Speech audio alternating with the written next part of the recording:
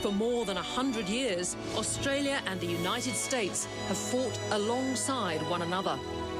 Brothers in arms since World War I, our nations share a great deal more than the white stars proudly stitched on our national flags.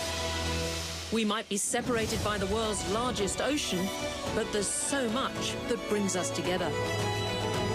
This is where Australia looks to when it wakes up each morning. Wall Street, the US economy and the US dollar drive our markets. In part 2, we look at the trade and investment that underpins the relationship and explore how our bond with our largest economic partner shapes the powerful partnership that is the alliance. The number of cases globally has now risen above 2.6 million. COVID-19 is a global health crisis. I will soon be taking emergency action, which is unprecedented, to provide financial relief. Infection rates rocketing 50% in just 24 hours. The sick just keep on coming. It comes from China. The virus writes its own rules. It doesn't work to our rules. I've today left hospital after a week in which the NHS has saved my life. No question. The Dow taking its biggest point drop in history. We're talking about billions of dollars of loss. It's so important that we get another stimulus action from the Congress. The battle continues. Some $8 trillion so far that has been put into government fiscal responses and other responses around the world. We really do need to prepare ourselves as a country for some very sobering news on the economic front. It's not yet clear how and when specifically we will emerge from it.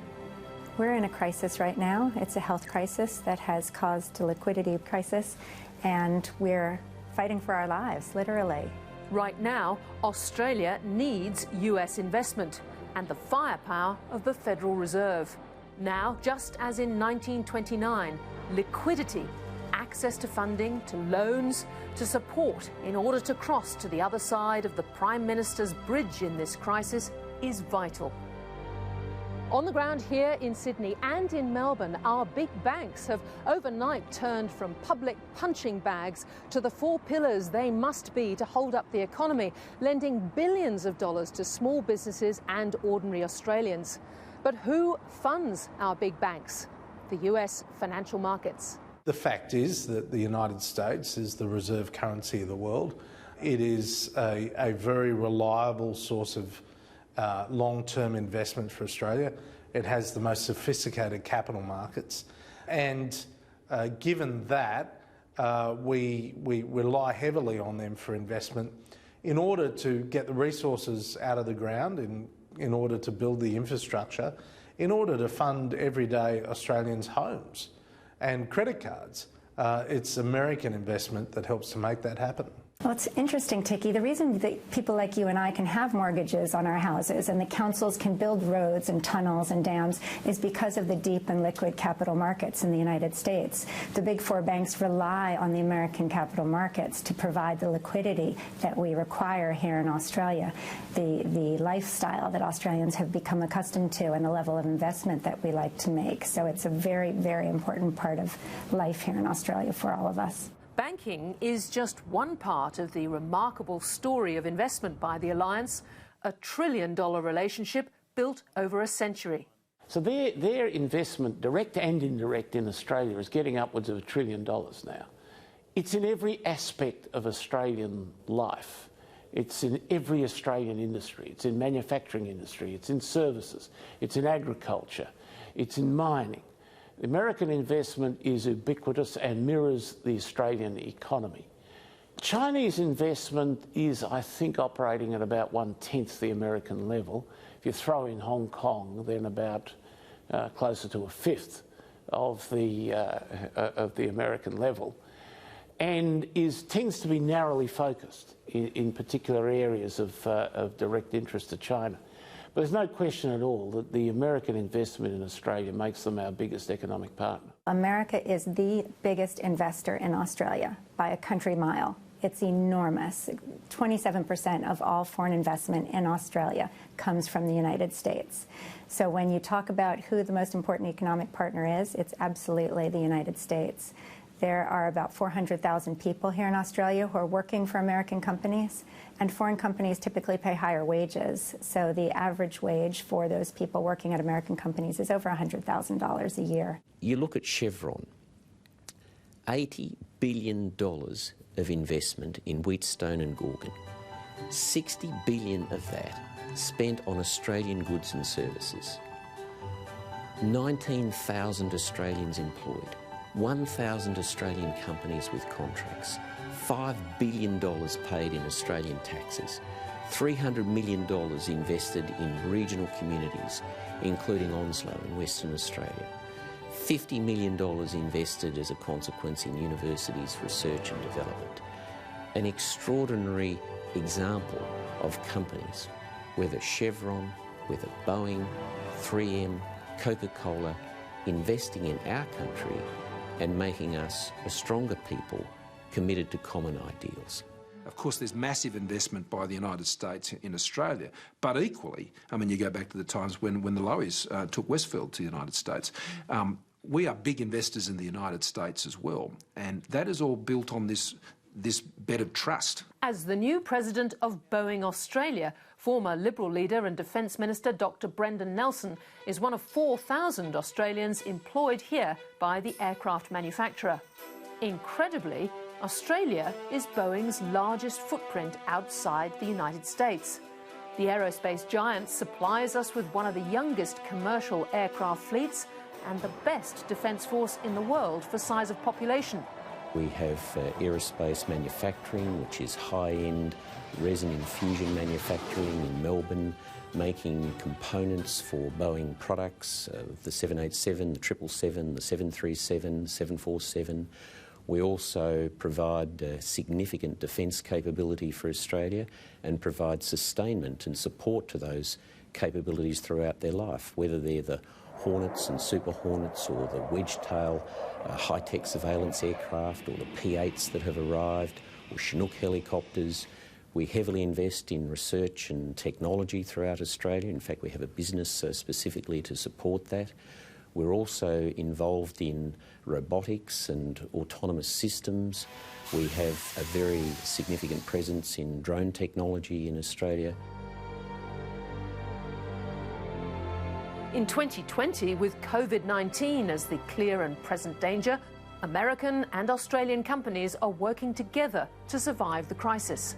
Repurposing has become a new part of the story as companies as diverse as Ford and Visy team up to create desperately needed equipment. There's a company called MD Solutions here in Australia that's partnering with CLK in America to create rapid testing machines, for example. The number of companies that have changed their manufacturing to produce ventilators or face masks or protective gear is something that we're seeing in collaboration between the United States and Australia. So I think it's going to further expand the ways that we cooperate. Australia's largest company on the stock exchange has come to symbolise investment in both Australia and the United States, and it's not a bank. It's the global health biotech CSL, and its latest work could prove crucial in battling the coronavirus. Commonwealth Serum Laboratories was established more than 100 years ago. In the wake of World War I, the last time our state borders were closed to prevent the spread of a deadly virus, it had an important role to play. Well, it really has, Ticky. I mean, starting off over 100 years ago, government-owned and run, and really had some great firsts in Australia in terms of things like response to the Spanish flu pandemic and then moving on to penicillin and polio vaccine, really some great developments through the years for CSL, or Commonwealth Serum Laboratories at the time. Certainly a lot different today than it was then. CSL is obviously one of the great success stories, successful in a business sense and successful in terms of improving the lives of all of us and humanity globally. And one of the world's greatest, if not the greatest, vaccine producer, R&D intensive, constantly investing, constantly looking for markets, and of course it has a significant presence in the United States and has been a key part of our alliance. Despite the lockdown and closed borders, I spoke stateside to CSL chief Paul Perot about the importance of CSL's major investments in the United States. It is so important, Ticky. I think that, the U.S. brings a lot to the table, and so does Australia for CSL, right? So for CSL, the ability to really have the science base at our research facility that's well established, to tap into all the university systems and university research in Australia, being the largest private sector investor in healthcare and in research in Australia, is really helps us to optimize that knowledge and then bring it to other areas in the alliance with the U.S. is quite important. The one thing that binds us together is really the skill sets that we have in both countries. So the skills of the scientists, the skills of those researchers that are helping us to develop, and then the skills of the development group that actually has to run the clinical trials, that ecosystem between the two just feeds off each other. It is Australia where CSL has chosen to build its new global headquarters in a world-class medical precinct in Melbourne. The HQ will house its crucial core research with space and support to foster biotech startups and the biomedical ecosystem. Investment is the DNA of CSL, investment in research and development. And no surprise that CSL is taking on the coronavirus on numerous fronts, from a potential plasma-derived therapy in the United States for treating COVID-19 to supporting the development of a vaccine candidate at the University of Queensland. CSL itself is potentially part and a significant part of the solution to this pandemic that we're dealing with, and in itself is a very practical illustration of why the alliance is important, but why the two-way investment is important. When American investment lands in Australia, it's usually in big licks, driving growth and jobs, right out to the far northwest and Gina Rinehart's $10 billion project at Roy Hill. We needed to borrow more than $7 billion, which was quite a task, given this became the largest largely greenfield debt funding for a mainland resource project anywhere in the world's history. We're proud to say we're ahead of time, paying back the 19 major banks and 5 ECAs, and have given General Electric's magnificent train locomotives a very warm welcome in the program. The mining magnate worked with GE from the start to continually upgrade Roy Hill's critical locomotives in software and fuel efficiency.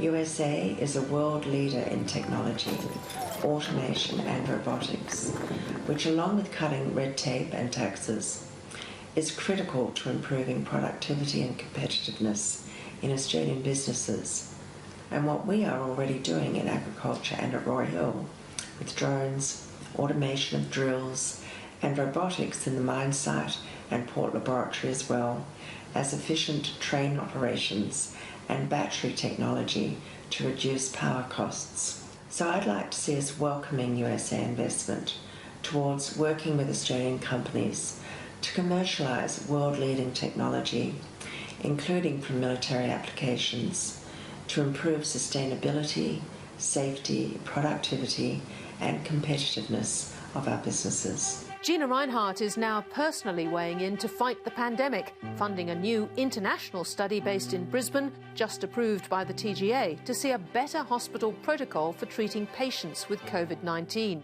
She's also funding the expenses for 3 American hospitals to be involved. It's aiming to save lives and shorten hospital stays. I think this is very important, given even if scientists found a vaccine in the next few months, it would then take months for testing and government approvals, and more months for large-scale manufacture and distribution. So in the interim, we need improved protocols for helping patients suffering with COVID-19. With the rise of artificial intelligence and cybersecurity, trust has become the new hot commodity. The track record of investment from American tech and communications giants has built trusted partners in this space, players like US giant telco Verizon. So first of all, Australia is a really important market to us. It's a market that we've had a long-term presence in terms of customers that we serve. The Australian government, of course, being one of the most important ones as we think about how do we really meet the needs of the government and show up on their behalf. We have a number of other large enterprise customers that are very important to us. They trust us with their business. One of the key points of differentiation for us has been the security offering that we provide in Australia. So when you think about the importance of protecting data, protecting networks, has been something that that we do well, and we take a lot of pride in doing that for the people of Australia. We think there's way more opportunity for us to continue to grow and expand in Australia. Australia has always been viewed as a very mature technology market. Often we're early adopters of new technologies.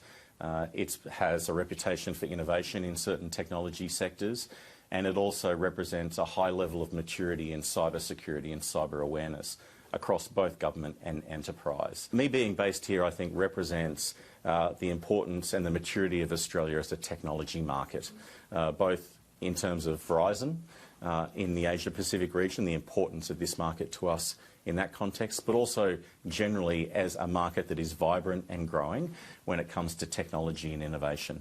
And they're markets and opportunities that we want to be part of. We want to be bringing the global expertise, the global capability, the global investment that Verizon can bring to bear to help support Australian companies as they seek to not only build their businesses here, but also globally as well. Coming up, Anthony Pratt. We explore the two-way investment story and why the USA is such an attractive environment for Aussie investors.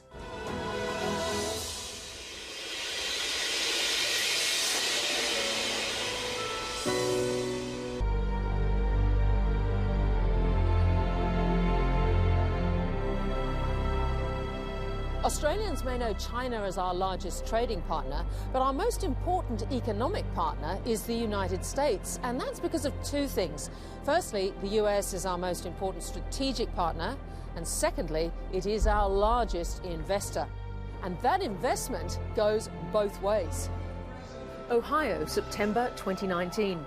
To celebrate the investment flowing from Australia to the United States, President Trump and the Prime Minister Scott Morrison make a historic journey to the Midwest town of Wapakoneta, the chosen site of Anthony Pratt's newly constructed paper and recycling plant. As a result of this paper mill, we're now the largest Australian employer of Americans, with 9,000 well-paying American manufacturing jobs.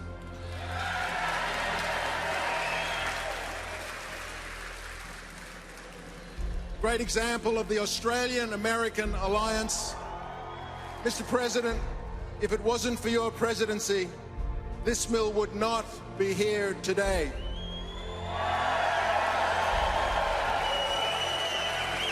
So a lot of people don't tell you about Anthony, but I'll tell you about Anthony. He is the most successful man in Australia. And he said, I'm going to come here and I'm going to spend $10 billion if you win the election. And I won the election. I said, come on, Anthony, what's happening here? And he spent $2 billion, and he's spending a lot more money, and he's a great man, and he's my friend, and I appreciate it. Thank you, Anthony. Working with the Trump administration has been fantastic, because we made a pledge to President Trump in 2017 that we would invest $2 billion to create 5,000 well-paying manufacturing jobs. That was the basis upon which I got to know him, because his interest, like ours, was well-paying manufacturing jobs, mainly in the Midwest. I think that the President appreciates that we made a $2 billion pledge, that we actually built the paper mill we said we were going to build. So, you know, he said, you're a man of your word. We like to do what we say we're going to do, because a lot of paper mills get announced and they never get built. He was very graciously came out, and Prime Minister Morrison very graciously came out. It was the first time in history any factory in the United States has been opened by two world leaders at the same time. As ambassador to the United States, Joe Hockey had a big role to play in making it all happen. We managed to help him get both the President and the Prime Minister to Wapakoneta, Ohio. Now, that was a pretty challenging task, but we did it, and it was a great showcase of Australian innovation combined with American firepower. Anthony Pratt is a remarkable Australian, and he has a profound influence here and presence here in the United States. He's got innovative technology that's good for the environment, and it's terrific for productivity, and he's made it work, and it's a great credit to him. He has basically taken recycling to the United States, and the rapid growth that he's seen in his business there is a testimony to his foresight as what can be achieved there, and been very responsive to the policy environment that's been established in the United States. So Anthony's doing a tremendous job there, and there were a lot of Australians I met there who were part of that plan and setting them up, and he's setting up other plants as well. But it was the biggest investment made in a manufacturing plant, I think, under those arrangements the Trump administration had put in place. So that was a good expression that this relationship financially isn't one way. Pratt Industries first ventured into America in the mid-80s, investing in 2 paper mills in 1987.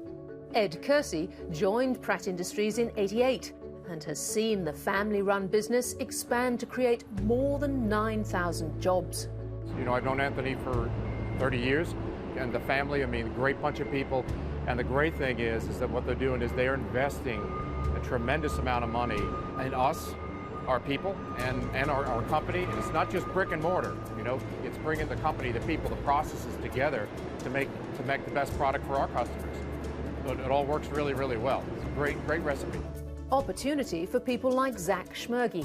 I graduated school, I was looking for a job, and I actually had a buddy that's a year older than me already working here. So I was talking to him about a job, and they had a few openings here, and I wanted to stay local. So luckily for me, Pratt was building in Wapak, and I was able to get a job here. It's a big deal to this town. We have not had a very big company come into this town for a long time. So for Pratt to come in like this and to be able to get 100 jobs or apply 300 jobs with the box plant is just big for this town. I mean, when I went to school for mechanical engineering, I had conversations with my parents sitting here going, well, I may be able to come back to Wapak, or I may have to move, just because there's not a lot of mechanical engineering jobs in this area. Most part, I mean, if you want to live here, you got to drive 45 minutes to have a job. So for the fact that Pratt is now here, and now I have a very good income, and now I can support my wife and my family, and then also it allows me to still be around not only my family but her family. As well as the all-important jobs, Pratt brings valuable Australian manufacturing skills and experience. Aussies Andrew Gardner and Alan Rowan have worked for Anthony Pratt for decades and were sent to America to help troubleshoot as the American business expanded. So what's it like working with the Americans?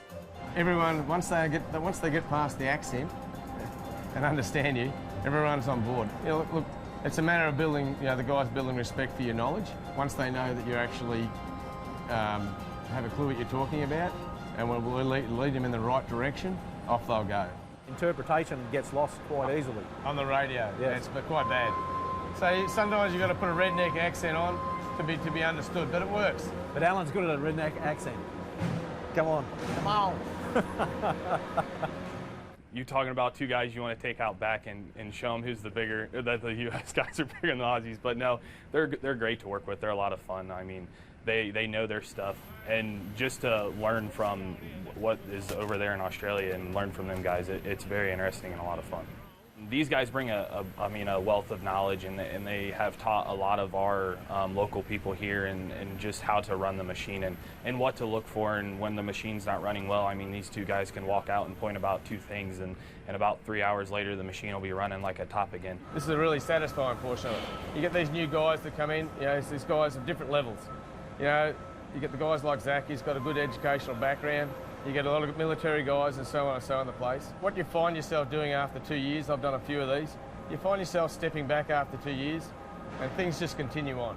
Okay, you realise you're working yourself out of a job, but until we go for the next one, that is really satisfying to see them take what you've been pushing all this time, or this has been critical, we've got to do it now, so on, before the machine runs bad.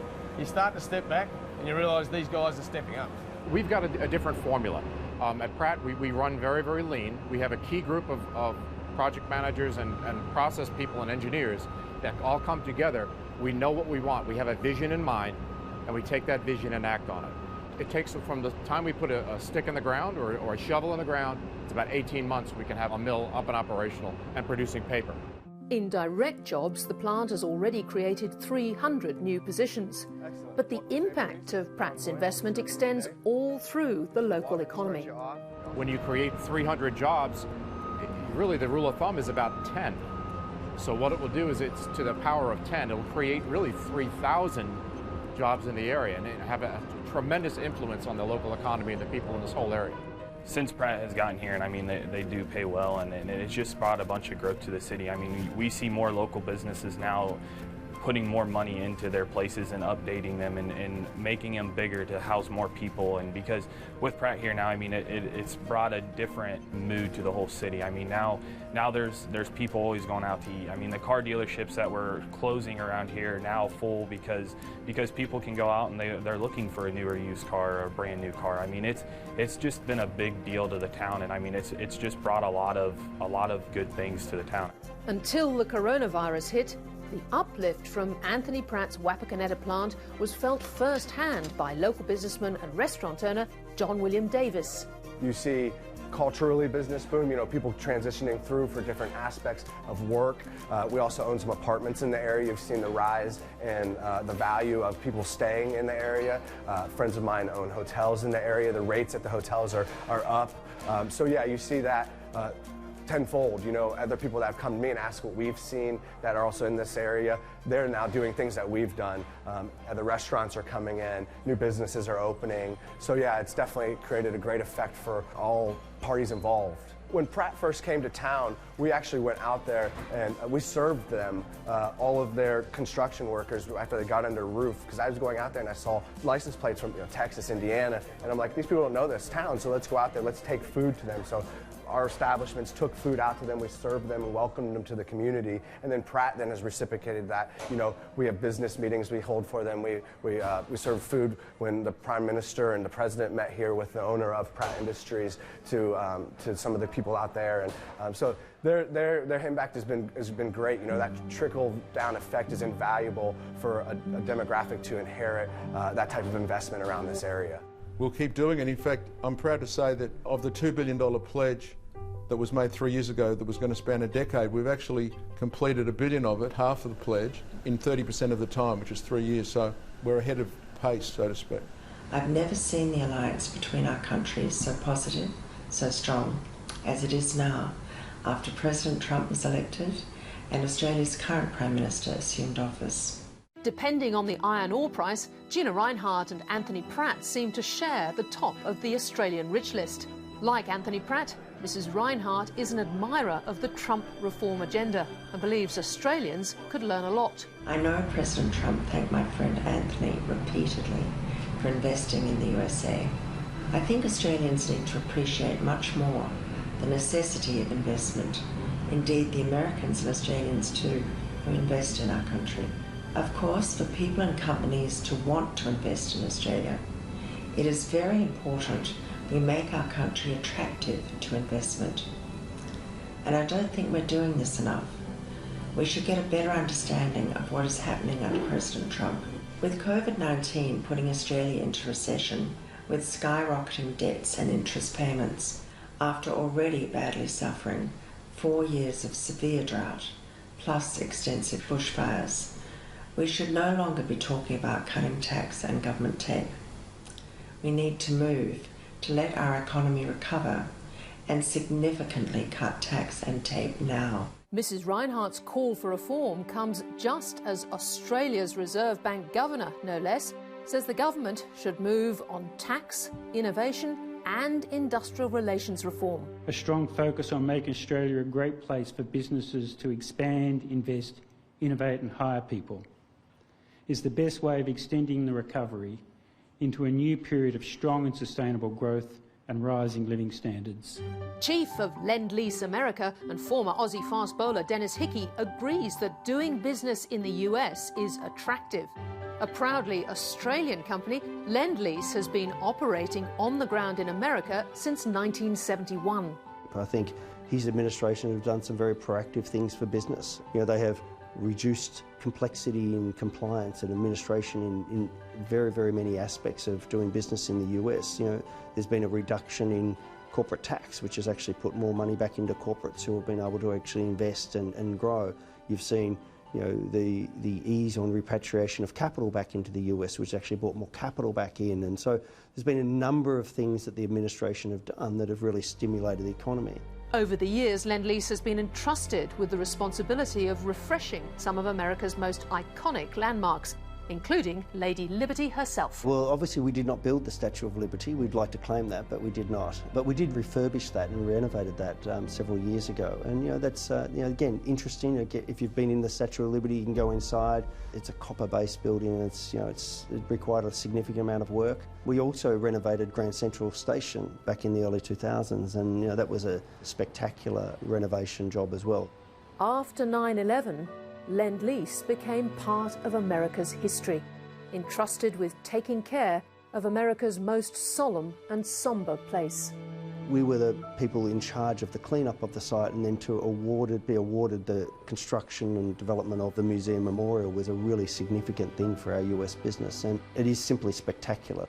It meant a lot to us as an organisation, and obviously, as I said, for our New York people, it was real life, and a lot of our people in our business lost people, in that tragedy of that day, and so therefore to be involved in the creation of that memorial and museum, is highly emotional and a great significance to our business. Today, Lend-Lease's buildings have helped transform the Manhattan skyline. But its business pipeline could be even bigger over on the West Coast. Google has selected Lend-Lease to redevelop 40 million square feet of space and build its global HQ in Silicon Valley. The 15-year partnership with Google is worth an enormous $20 billion. It came back to two things. It was a combination of capability and culture. And I think the culture piece was probably the biggest thing in Google's mind from our conversations. That track record of capability is very, very strong. Then you look at the culture of our organisation. We're committed to sustainability, to really social justice, and trying to create great places where everybody can be. And I think so that fits in very well that with the fits Google very mindset. well with the Google mindset, and I think they like that. And a commitment to innovation. We've been wildly innovative for many, many years, and they're an innovation company. So I think that was very attractive as well. There's been another massive investment opportunity for Australia in the United States, one where Aussie expertise leads the world and Aussie savings are being used to help rebuild America. The American infrastructure is crumbling.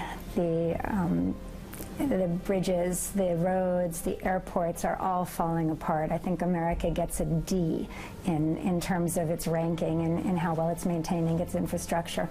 And the president has looked at trying to push an infrastructure bill through in the past. It hasn't been successful yet.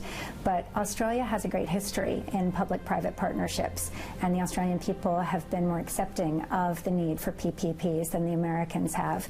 So there's been a great interest on the part of American politicians and leaders in how Australia has gotten it done. For the past 16 years, Australia's Macquarie Infrastructure and Real Assets, MIRA, has achieved unparalleled success in improving American infrastructure. MIRA now holds a portfolio of more than 30 types of businesses operating from coast to coast. They stretch from assets in the agriculture world, in the transportation world, in the telecommunications world, some toll roads, some renewable energy businesses, some waste businesses, some utilities that serve customers in some of the U.S.'s most prominent and populous cities. We're very proud of some, I'll call it pioneering style things that we've done. For example, in the last couple of years, we worked with the Port Authority of New York and New Jersey to build the first long span bridge across the Hudson River that's been built in 80 years. It was a $1.2 billion project that employed about 2,000 people and had nearly an $800 million impact on the economy of sort of the surrounding area. I think what really has made this story work for us here in the Americas, frankly, is the fact that there is a real Australian heritage to the whole infrastructure asset class, as it really was born in Australia. And Macquarie was very foresightful, I think, in recognizing how big the opportunity would be offshore, and took that real infrastructure knowledge, that knowledge around asset recycling, that knowledge with partnering together with governments to really invest in an asset class that was very, very new, but in a market that was very, very big. One of the things that we had to offer the new Trump administration was a story about how to deliver infrastructure. And if you look around Australia, there is a big infrastructure rollout, partnership between federal and state governments. Here in the United States, it's just gridlock. We are the leaders when we think about asset recycling, and Joe Hockey has been, at pains to educate a lot of the people in the US of the benefits of asset recycling, and he had a great track record, and he talks about that, eloquently. And I think the US see the value in that. It's, one thing seeing it, another thing executing that. Now helping to drive that execution is Joe Hockey's replacement as Australia's ambassador to Washington, Arthur Sinodinos. Infrastructure is an area where I think, because we've got the funds through the super funds, IFM and others, been looking very closely at the US. I think there is a lot of capacity to do things in the US. The challenge is a lot of the infrastructure is owned by state and local government, and it's a matter of persuading them that public-private partnerships can work, asset recycling can work. We've still got a bit of work to do on that, but there are some big opportunities in all of that. There's plenty more to be done, and with Trump in the White House, it could happen. I think it's really valuable to have the president or any prominent figure from the business world or the governmental world explaining and trying to articulate why infrastructure is so important from a societal development perspective. So it's been fantastic to have that focus on infrastructure. If anything, the economic damage from COVID-19 makes the infrastructure task all the more urgent. I do think that there will be some changes that happen as a result of COVID-19, particularly in the world of the healthcare system. I think the healthcare system is going to be looked at. Once we do get through all of this, the healthcare system is going to be looked at with a wrinkled eye and sort of really wondering whether or not we were as prepared, we as a country, and we, frankly, as a broad citizenry, were as prepared as we should have been for this. Expect more in the Trump stimulus. But in the meantime, Macquarie has already pivoted to the changing need for Americans. As we move forward into 2020, we've become very active in the world of investing in data centers, very active in investing in the world of carrier hotels and fiber optic networks to ensure that we do have safe and secure broadband and connectivity for the communications world that we're all facing today, which over the last couple of weeks has proved to be very important for education, for healthcare, for media, for news, for helping people stay informed. Coming up, the Great Balancing Act, how Australia must navigate its relationship with the world's biggest superpowers.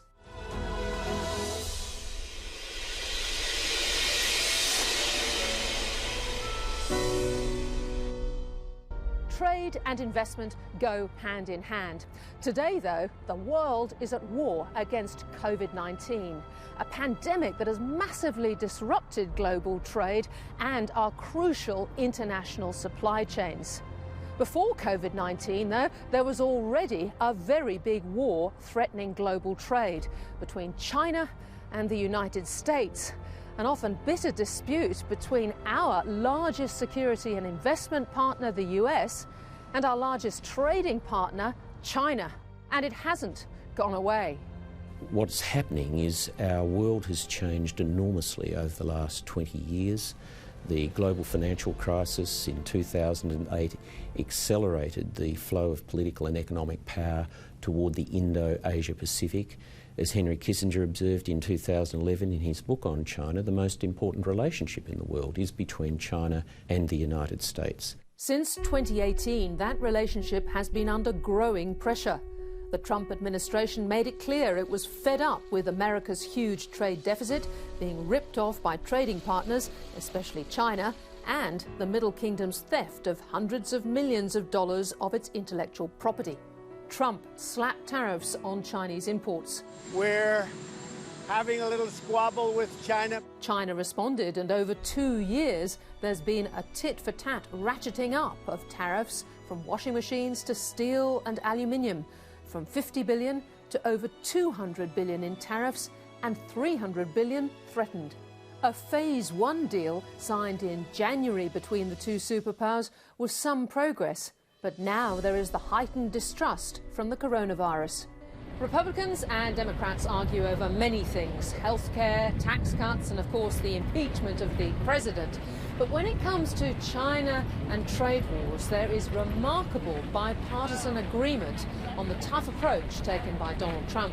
Our foremost challenge, our foremost competitor in an era of great power competition is a rising China, and the Chinese Communist Party in particular. And this is an area where I think we, as Americans, have a lot to learn from Australia. You are obviously in the neighborhood. You have been dealing with China in many ways in a more urgent fashion than we are, and asking very difficult questions about what is the nature of Chinese influence in your politics? How do we guard against malicious influence, and how do we ensure the sovereignty of our data in a highly interconnected economy?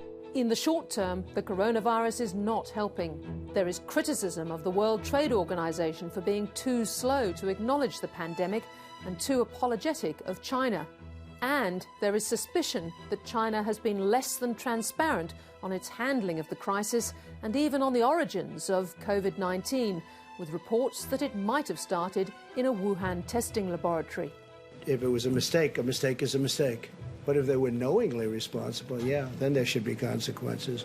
So where does this leave Australia's relationship with China? Do you care if we offend China at all at the moment? It's not about that. I mean, it's about knowing what happened, and it's about ensuring the public health, and I would hope that they would share that view. I mean, I have no reason to think why they wouldn't. And that's why it's important. I mean, we need to have the information and we need to have the transparency. Public health trumps everything else. That's incredibly important. We believe that as Australians. The challenge is that there is a growing division between the United States and China. And in my view, that's because the United States hasn't had an economic threat that is also a military threat since basically the revolution against the British and the Boston Tea Party. So they're adjusting to how they manage that relationship. And we need to be just cautious, careful, but also not be in any way confused about our relationships with both countries. This is a complicated relationship. It has benefits and it has challenges. And the key is to work together both with each other and with the Chinese and other countries around the world to ensure that rules are fairly applied, that trade can benefit both countries, that all boats can rise together. Australia has bilateral trade agreements with both superpowers. In late 2015, after years of wrangling, we signed a free trade agreement with China. But our FTA with the United States is 10 years older than that, and it was born out of the alliance. As you might remember, Prime Minister John Howard was in Washington, D.C. when the planes hit the World Trade Center on 9/11, and he was the first world leader to pledge support for the United States in that crisis. And that's something Americans will never forget. And the talks between President Bush and Prime Minister Howard started in 2001 on this U.S. free trade agreement. In 2004, 2005, it was ratified and came into effect. And since then, the trade between the countries has tripled. It's very, very significant. It was a reflection of, how can we have this mate who comes to our defense when we're under attack and not have a free trade agreement and not have a great cultural exchange and allow the wonderful educational opportunities and tourism and opportunities where Australians can come to America and learn and live and experience our culture, and Americans can similarly go to Australia and do the same. And so the free trade agreement clearly was supported and buttressed, and it was an outgrowth of that great relationship. That great relationship gave Australia special exemptions on steel and aluminium exports when Trump imposed tariffs on imports from China and around the world. It was the Friends of Australia caucus in Washington who helped lobby for the special status. But Democrat Congressman Joe Courtney worries that Donald Trump's trade agenda is built more around transactions than long-term thinking. I think that, clearly if you look at the trade policies of the Trump administration, it really is kind of a green eye shade, what's in it for us kind of view, and a very short-term, viewpoint. I think that, what I think we have to recognize is that we have to play the long game. We have to look at the value of the relationships in terms of just, how much we enrich each other. And it's much more profound and significant than just a one-year balance sheet in terms of, how many goods are exported to one country and import it. The value of it will last for decades, and we all benefit. Well, I hope they're transactional when they deal with us, because ours is a great transaction. They get a lot from us. We get a lot from them, but they get a lot from us. So I'm very, very comfortable with transactions. Is it possible that we could see the resurrection of the TPP in order to lift standards around the WTO? I'm a believer in never say never. My hope is that whoever is in office after next January will be cognizant of the great potential that exists if all countries in the Indo-Pacific region can engage in free and fair trade. And as I said, all boats will rise together if that occurs. Of course, COVID-19 has disrupted so many imports and exports, and new trade deals will be further off. Repair to our supply chains must come first. Australian businesses have also been left vulnerable, and in late March there was alarm at the idea of a spree of opportunistic buying by Chinese state-owned enterprises of cheap Australian assets. The Australian government had to move quickly.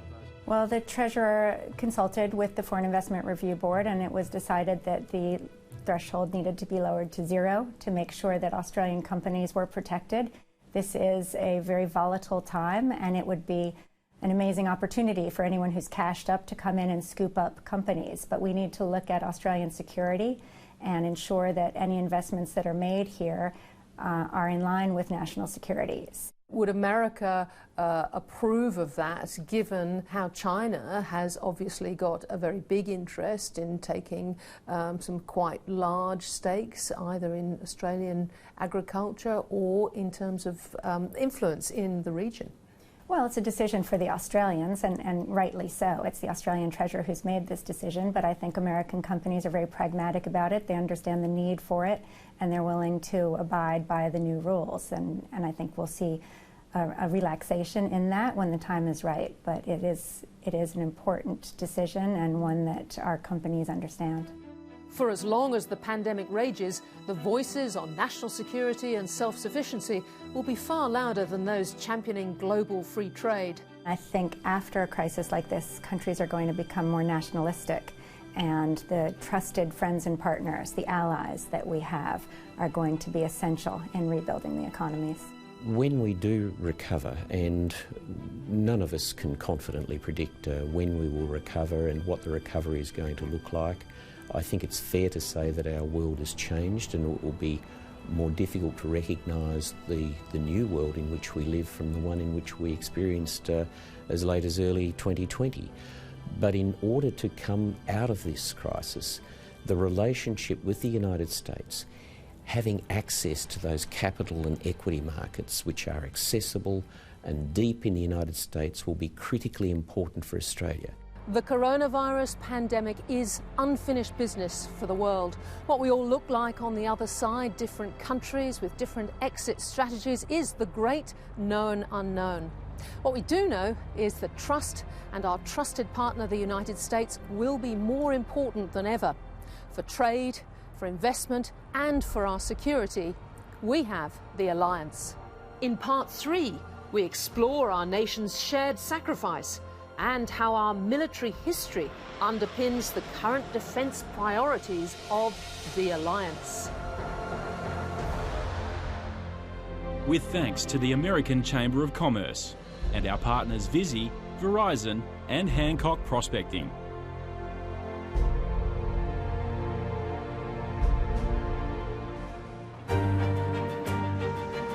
The Alliance is brought to you by Hancock Prospecting, mates, business partners and allies.